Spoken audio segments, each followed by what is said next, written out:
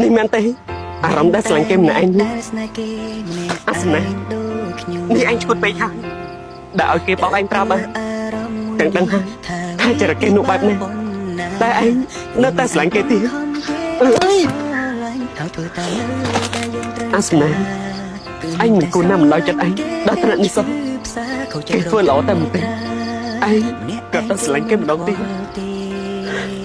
អាសនា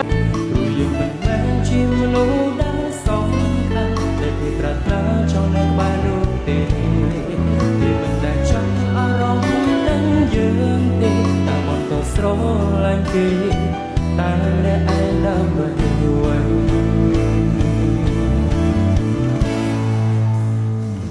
សួរខ្លួនឯងថា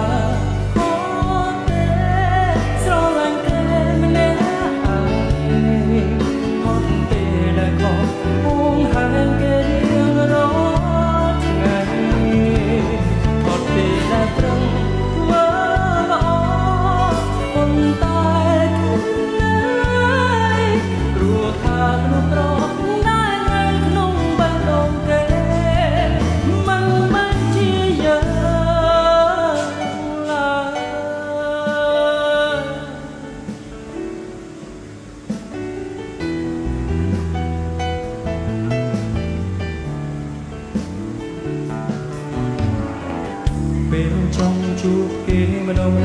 ពីបាខ្លាំងណាស់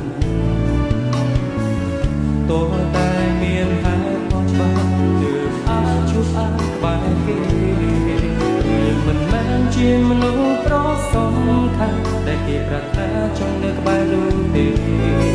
យើងតែចាប់អារម្មណ៍នឹងខ្ញុំទេតែបន្តស្រឡាញ់គេតែម្នាក់ឯងដើម្បីអ្វី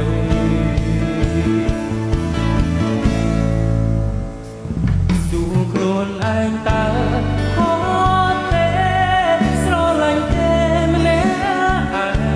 ងហត់ទេដែលមកហួងហែងគេរៀងរាល់ថ្ងៃហត់ទេដែលប្រឹង